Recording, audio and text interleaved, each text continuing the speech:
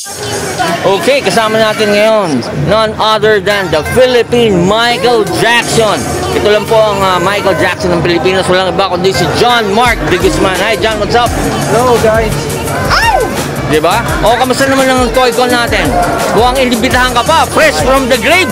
Hinukay ka ba ng Toy-Con? Toy-Con is my favorite adventure. Yeah. I'm a collector. Talaga? Ano ba mga kinukulit mo dyan? Michael Jackson. Michael Jackson toys. Actually, meron ako dun. Kukunin ko yung number ko, bigay ko na lang sa'yo. Hindi, totoo. Meron. Game. Okay, so, ano ba, usually saan ka ba nagper-perform? Many events po. Like birthday, kahit ano po. Kahit anong gusto nyo.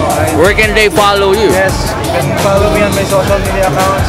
John Mark de Guzman. And then, itong uniform na to, itong costume ni Michael Jackson, talaga ba ikaw lang ang gumawa? Yes, costume to, di ba? Ito po, gawa ko ng mga accessories. Pero bilib ako sa ilong eh. Ano mo ginawa? Binelo mo ba yan? Ano mo? Pati po yan, gawa ko din.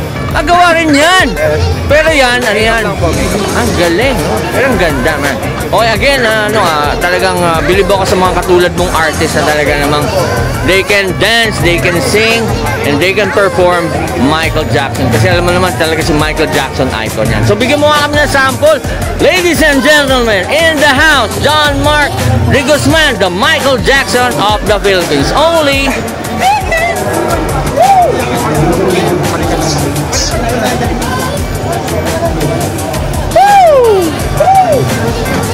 Galing! Only